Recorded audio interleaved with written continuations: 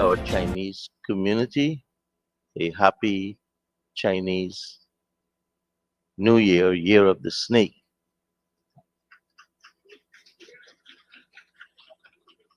As they would say in Mandarin, and I've been practicing for 1 week, Xin Nin Kuai Lo.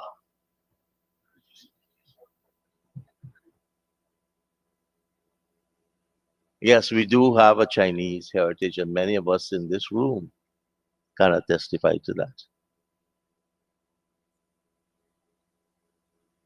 Just a few housekeeping matters. First, join me in welcoming the students and teachers of the Tutorial High School.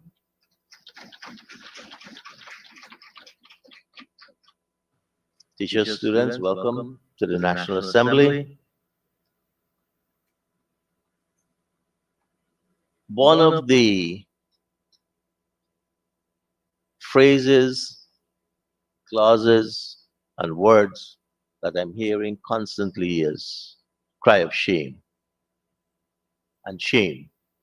And Speaker Ramkaran had dealt condignly with this or these unparliamentary words. Secondly, we've sat here for years and heard of the exchanges regarding the CSOs. And I thought that we would secure the records and circulate them. So there were two documents circulated. One was a cabinet decision signed by the late Dr. Roger Luncheon that ensured that the CSOs were guaranteed their payments up to April because in 2015 we had an election on the 11th of May, if my memory serves me correct. And there was no budget. And in order to continue paying people, knowing the person Dr. Luncheon was, he would ensure that salaries are paid. And the CSOs being a program, a cabinet decision was issued to pay CSOs until April. That doesn't mean that the government fired the CSOs. A statement by Vice President Ali Kok made it quite clear that the government that was elected said that the CSOs were part of a red brigade. And the government was replacing the CSOs with another program, the CSO program, and that the CSOs can apply in this program. So there may be one or two other documents circulating, but I think what definitively for me settled the matter was the statement by Vice President Ali Kok regarding how and what happened to the CSO program. Mr. Clerk? May I, Mr. Speaker? This is allowable. Mr. Henry? One statement. Can I make a statement? Thank you, Mr. Speaker. Just to say that No. one statement. This is announcement by the Speaker. I thought you had something very substantive to contribute. That's why I recognize you. You have to wait for another opportunity for an interjection. Mr. Clerk? Presentation of petitions, presentation of papers and reports, etc. Reports from committees, oral questions without notice, questions on notice, statements by ministers including policy statements, personal explanations, requests for leave to move the adjournment of the National Assembly on definite matters of urgent public importance, motions relating to the business or sittings of the National Assembly and moved by a minister, introduction of bills, public business, government's business. Honorable members, the Assembly will continue the debate on the motion for the approval of the estimates of expenditure for financial year 2025. Our first speaker today is the Honorable Ganesh Mahipur. Honorable member, at 10:24, you may commence. Thank you very much, Mr. Speaker. And let me join with you in welcoming our students from Tutorial High School. And I do trust that they will enjoy these debates. Mr. Speaker, Budget 2025 did not come as I had expected. And from that standpoint, I must express my grave disappointment. From the outset of the budget process in June of 2024, which began with a circular from the Office of the Finance Secretary, I had hoped for a shift in the consultation process, a shift away from the outdated, archaic practice of engaging solely with government agencies and party supporters, and towards a more inclusive and meaningful dialogue with all stakeholders and the people of Guyana. Mr. Speaker, I distinctly remember sharing my views with individuals who I believe have influence over the Commander-in-Chief, with the hope that his leadership would reflect the promise of a departure from the divisive and partisan practices of the past. Unfortunately, what we see today is not the one Guyana he claims to want. Instead, it is a one-sided Guyana. We cannot speak about unite. Honorable member, I don't want and don't like to interrupt, but a good attempt. We know who the Commander-in-Chief is, and you're actually now criticizing the action of His Excellency the President, and we have standing order which deals with the actions of judges and the President, right? Not subject to such comments. Thank you for your kind guidance, Mr. Speaker. Guyana is right now a one-sided Guyana. We cannot speak about uniting our people while actively excluding the political opposition forces from meaningful participation. We cannot champion inclusivity in public while engaging in divisive and harmful behavior behind closed doors. The One Guyana slogan, which is pirated from a second to non-political opponent, the PNCR, can only be meaningful if it is accompanied by genuine inclusivity, mutual respect, and a real commitment to collaboration. Mr. Speaker, it cannot be truly one Guyana when selected communities with supporters of the PPPC getting economic upliftment by way of materials to build chicken pens and hundreds of thousands of dollars in cash grant distribution to open and expand their small businesses, while other communities are kept in economic stagnation with no financial assistance. Rather, one or two paved roads and a couple of lights on their playgrounds. Why is it that places like Ganamstel, Bagotville, Iflot, Shortville, Sisters Village, and so many others are not in receipt of the same treatment as places like Wakenham, Legwan, Tushin, Parika, and Leonora? Village shops exist in these Afro-Guyanese communities too. But the owners of shops in these communities never, in the last 4 years, got any cash grant to help them economically. Why is it that hundreds of thousands of dollars in assistance were given to cash crop farmers who look like me and suffered by way of flooding, but thousands who look like Honorable Ministers Todd, Ben, Edghill, Waldron, and McCoy are still begging for a small piece? Added to this is also the discrimination where several ordinary, poor, hard-working Indo-Guyanese equally awaiting their assistance.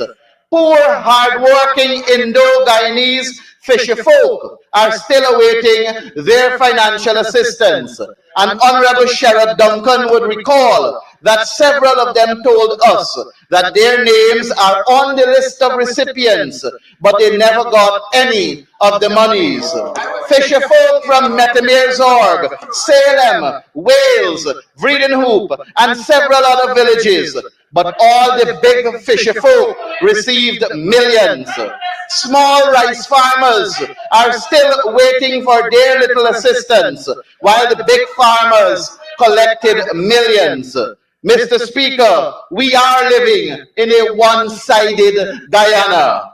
The rich versus the poor, the connected versus the neglected, the friends, families, and favorites of the PPPC versus the rest of us. And where the government is facilitating the growth of oligarchs. It was Henry Truman who said, sir, you cannot be in politics and get rich without being a crook. Mr. Speaker, if Budget 2025 had been the result of a truly consultative process, one that involved a wide cross-section of Guyanese stakeholders, ordinary citizens, community and religious leaders, civil society organizations, and the opposition, I am confident that it would not have been a document of intellectual circumcision laced with mendacious propaganda. It would have been a budget that made every Guyanese proud, as opposed to a document that reflects limited input and falls short of the transformative potential. Mr. Speaker, as politicians, we must recognize the urgent need to chart a new, different, and more secure approach to governance. At a time when our nation stands on the brink of unprecedented economic growth, we have a responsibility to move beyond the political and economic stagnation of our past. Guyana is no longer a poor third world country. We have the resources and the opportunity to rewrite our story, but that requires bold leadership, mature decision-making, and commitment to inclusivity and equity, which seems to elude this government. Democracy demands opposition participation, yet this government has repeatedly excluded 49% of the population from decision-making processes, seeking our support only when it suits their convenience, like during the Guyana-Venezuela crisis. This selective engagement is not democracy, it is double standard.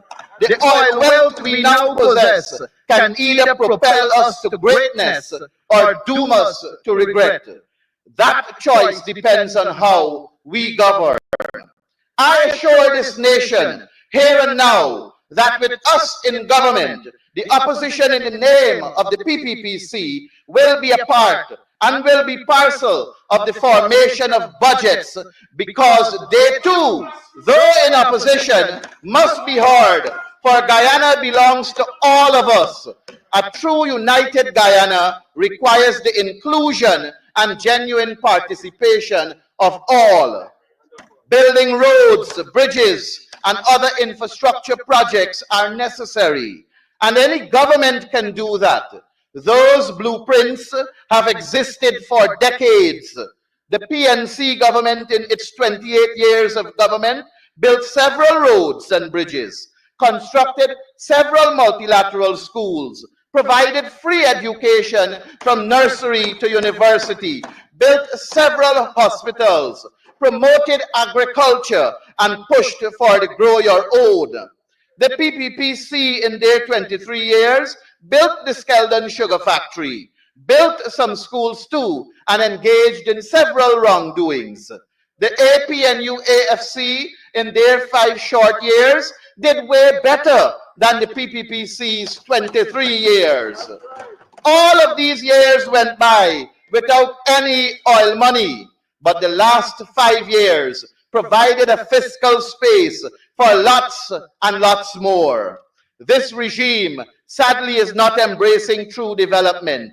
True development, sir, requires more than concrete and asphalt. It demands a shift in our political dynamics and attitudes, embracing greater transparency, stronger accountability, and a willingness to lead with inclusiveness and unity. Mr. Speaker, since I have known myself, the political climate has been one of confrontations rather than compromising and finding consensus. That needs to change. The emergence of oil wealth has only exacerbated this situation. The PPPC needs to stop conveniently ignoring their 23 years of mismanagement in government pre-2015, during which little or no transformative development occurred.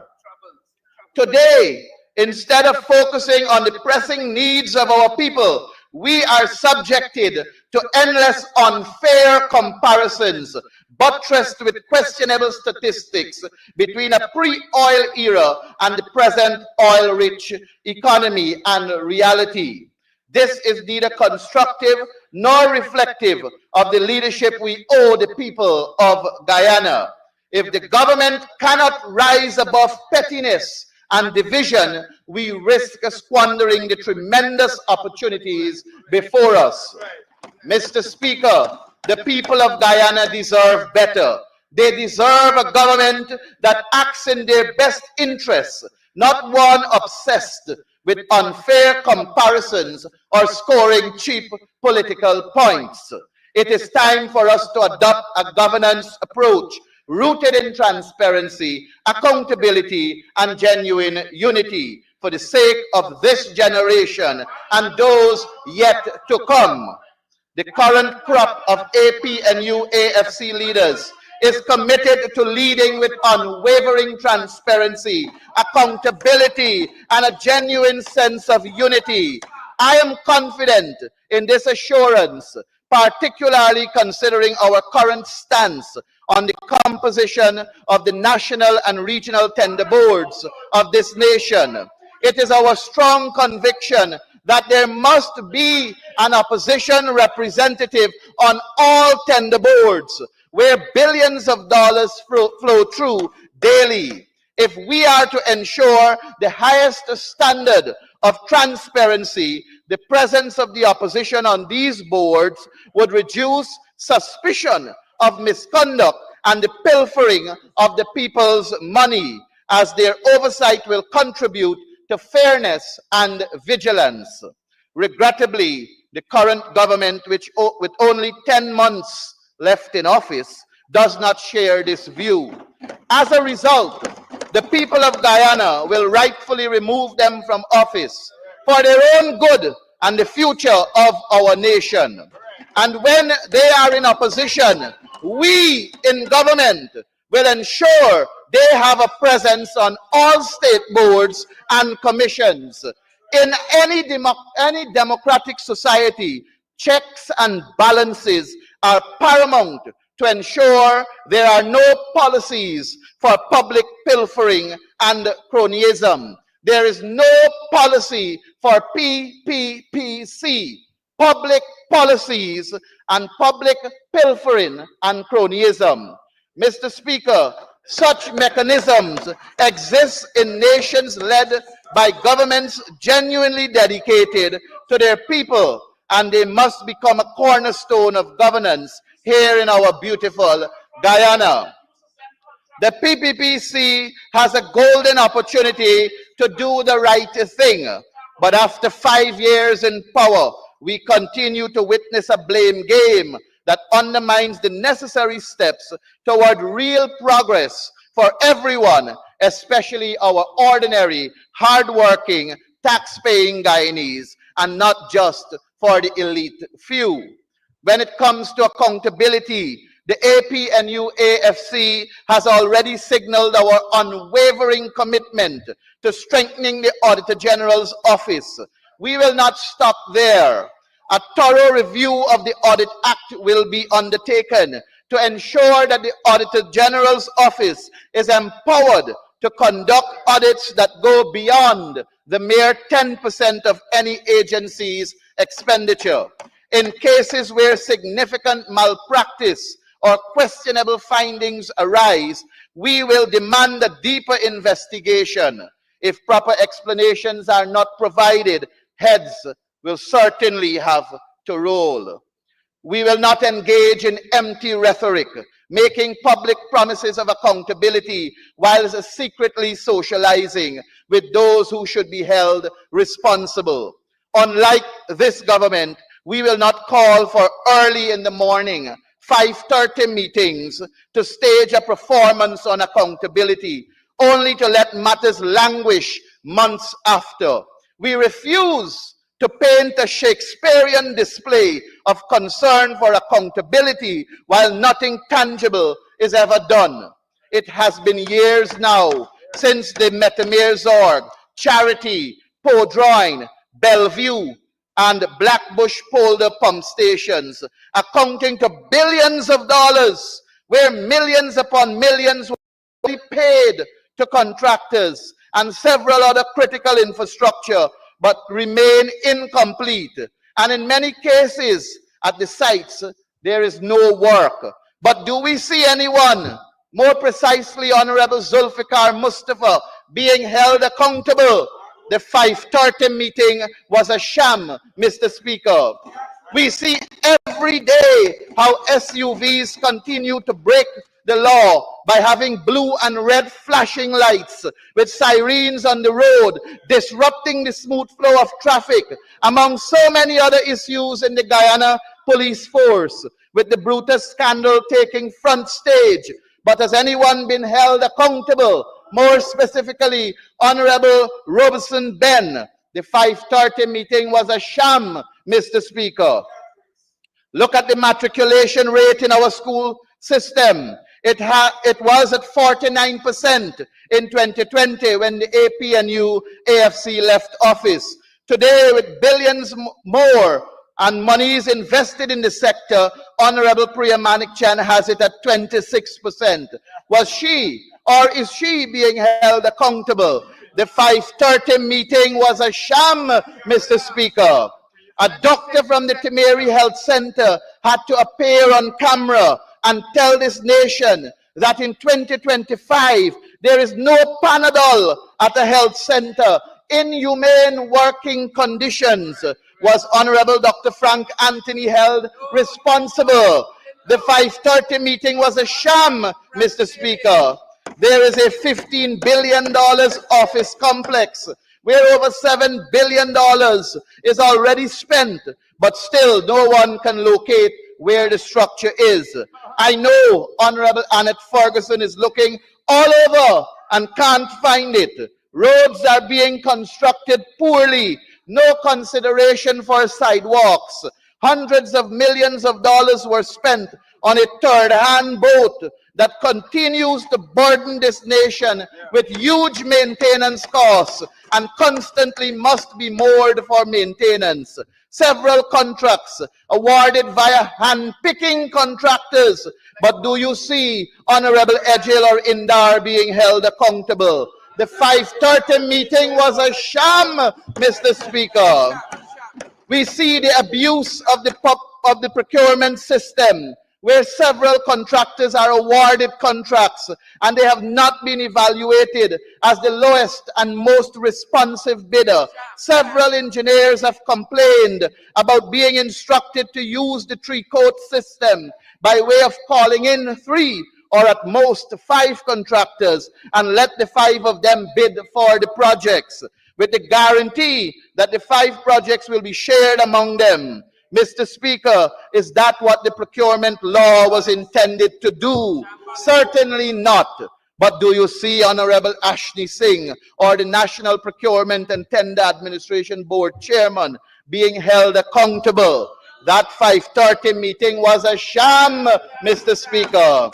Honorable Todd got very upset when Sherrod Duncan, honorable member, spoke about the Venezuela issue. But he, as Minister of Foreign Affairs, is not calling a meeting of the Foreign Relations Committee. Guyanese want guidance and leadership on this matter.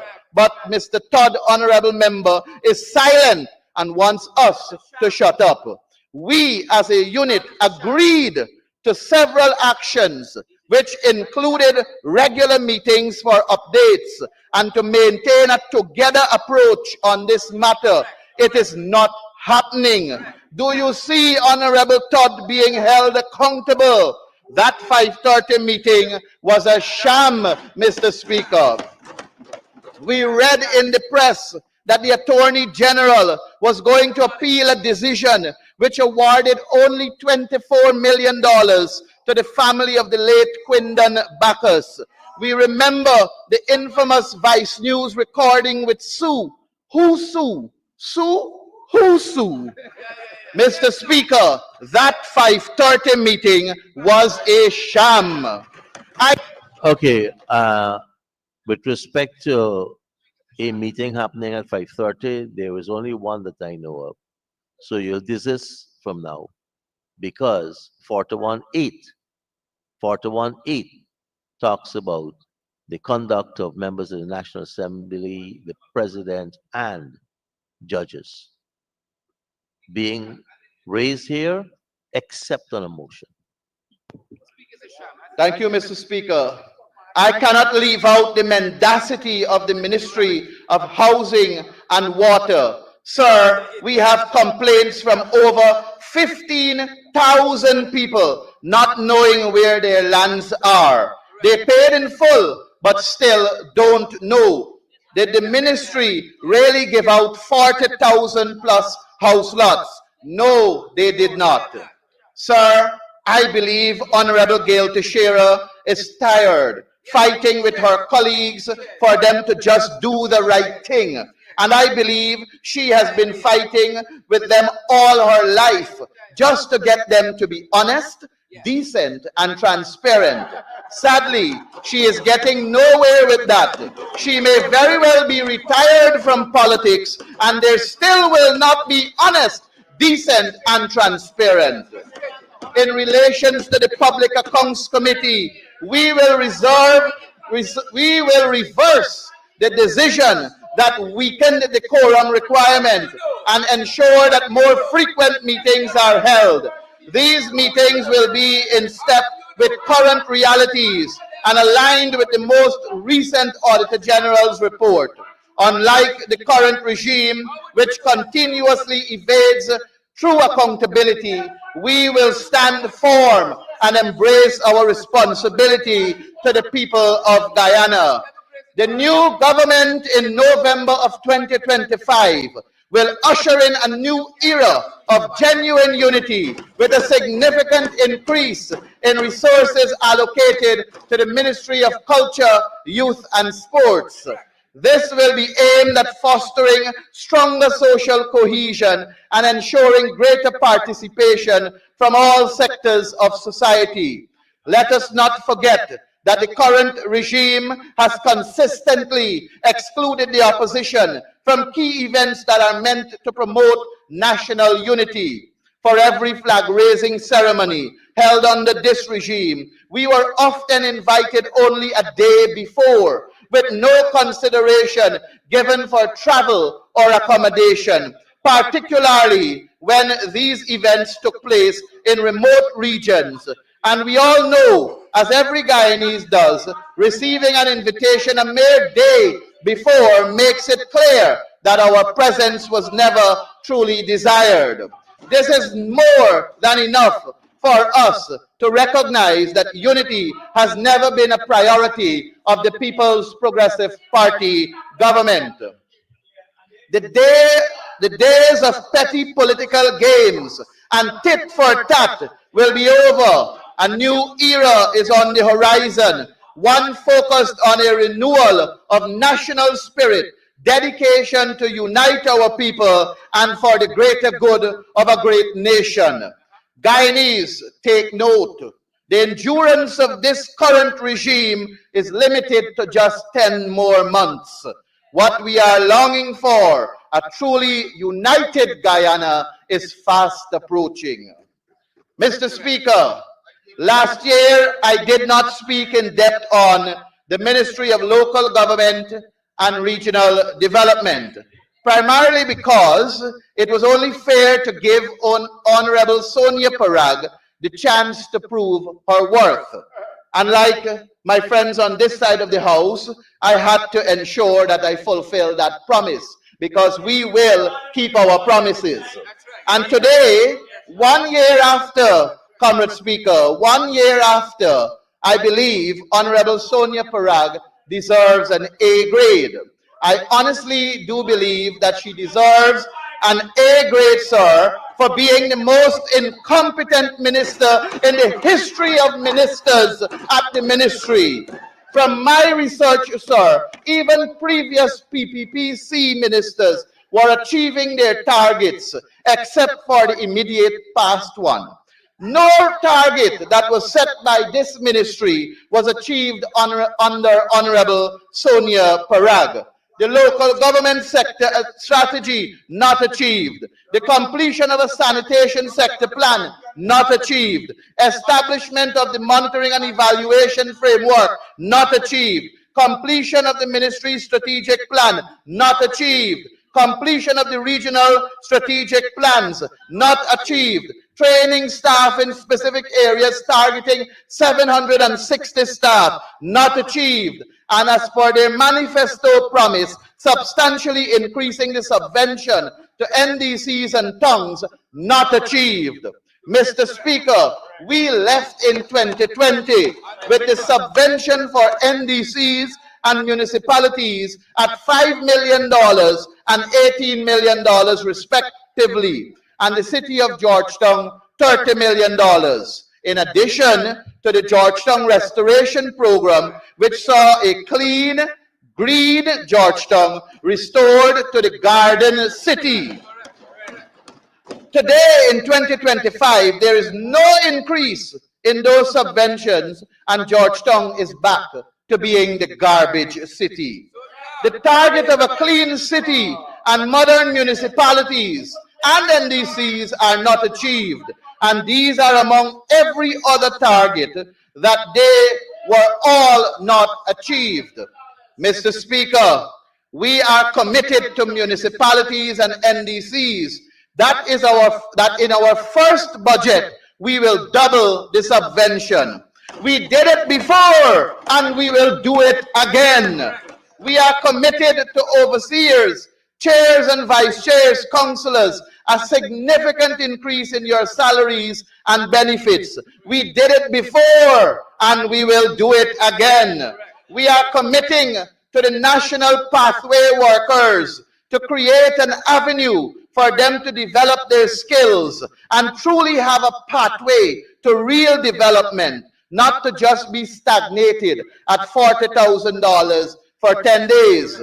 We will reopen the Bertram Collins College of the Public Service and develop programs to incorporate those very pathway workers for their smooth entry into the public service, where they will be able to be at the pensionable establishment so that they can get a better salary, and at the time of retirement, a pension for their continued survival can be guaranteed. We will develop a structure for the Regional Economic Transformation Program and explore the feasibility of a recycling plant for our country. Once feasible, a countrywide campaign to educate our citizens on separation of waste, sir, and the utilization of solid waste via recycling for economic and environmental benefits to our country. Yes, we saw some work done on the Parika market, and we saw some work done on other markets. But sir, let me tell you about the Parika market.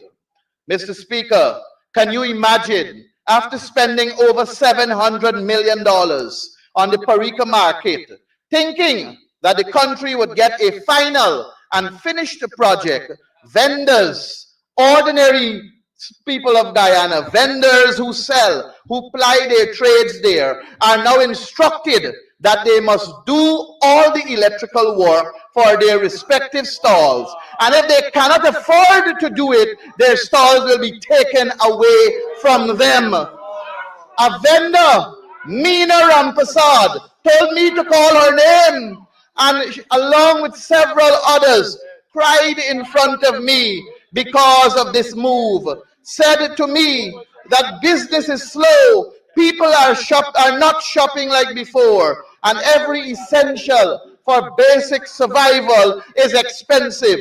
How do they expect me to survive, Mr. Ganesh? My response to her and all the others was to bear with us for a few more mornings. Long time done, short time left. Ordinary people are crying out, Mr. Speaker. The pressure is real. The reliefs are too small, and the government just don't give a damn. Mr. Speaker, several promises were made by this regime to the people of Guyana, and they have not begun to see the light of day. Let me list a few for you, sir. One, on page 49 of their manifesto, pass campaign financial legislation. Where is the campaign financial legislation, Honorable Attorney General and Minister of Legal Affairs? Where is it? Ensure that the procurement laws are rigidly upheld. Do we see procurement laws rigidly upheld in this country, Comrade Speaker? Ensure non-interference by the executive in the work of the constitutional bodies. I wish we can agree with that. I agree with that, and I want to ensure that you can continue. Honorable Chief Whip. Thank you very much. Comrade Speaker, I do move that the honorable member be given 5 minutes to conclude his presentation. Thank you, Chief Whip. Honorable member, you may continue and conclude within 5 minutes. Create a non-partisan national youth corps. Where is the non-partisan national youth corps, Honorable Suresh Singh? Sir, provide a special fund for the upgrade of sports and cultural facilities. Where is that special fund? Ensure that each region has a premium multi-purpose sporting facility that could be used for multiple events. Where is it? Where is it, Comrade Speaker? Support trade unions in training and development of workers. Where is the communication with trade unions and the government? On page 22, sir, for oil and gas, establish a regulatory framework which is independent of politicians.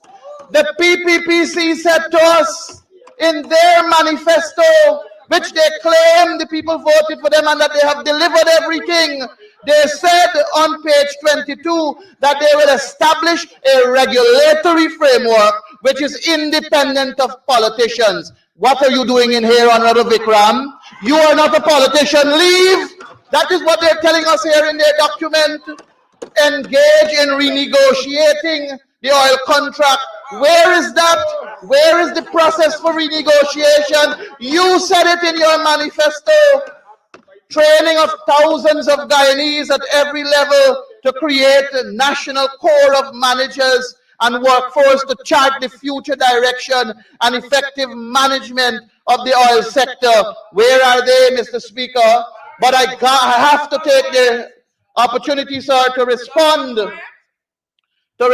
at this point in time to what Mr. Joseph Hamilton said, Honorable Member. He said the opposition member spoke on oil and gas, but AP and UAFC trained no one to enter the oil and gas sector. They trained no one to supervise oil. They did not train a single occupation safety and health expert. Sir, there's a reason why the PNC doesn't want him anymore, and I'm going to tell you that reason, sir. Sir, let me tell you, it is reported here in December of 2019 that Guyana's senior health and safety expert inspectors training program was held in Trinidad and Tobago. Mr. Neville Nichols and Mr. Royden Kroll were two beneficiaries. So another one is here that was held in November of 2019. The headline is More Successful Guyanese Delegates in Health and Safety Training. So look, this is 2019. 2019, Honorable Joseph Hamilton. 2019, they went to Trinidad and they were trained in oil and gas, in health and safety. So that is why, Mr. Speaker, we do not wish to have Honorable Hamilton back on our side. He is mendacious. Mr. Speaker, I listened intently to Honorable Hamilton's rambling about the coalition not training anyone to provide oversight on the oil and gas and health and safety, and could only arrive at one conclusion, Mr. Speaker, and that is either the Honorable Minister has been grossly misinformed or he is grossly misinforming the Guyanese people. Mr. Speaker, here are the inarguable facts.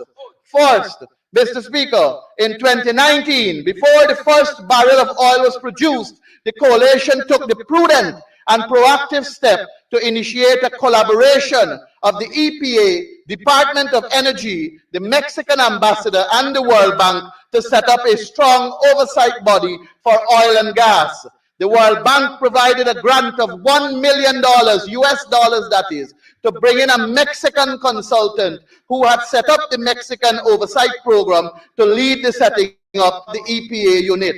The consultant made several trips to Guyana, which were highly publicized, including interviews with the news media.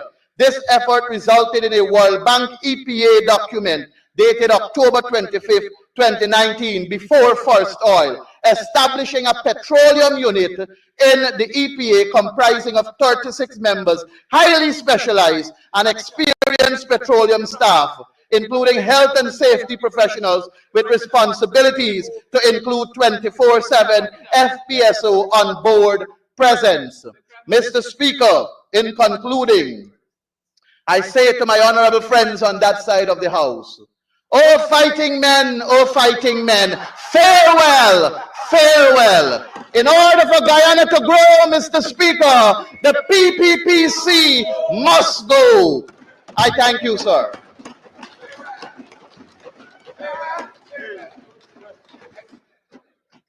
Thank you very much, Honorable Member, Mr. Mahipal. And now for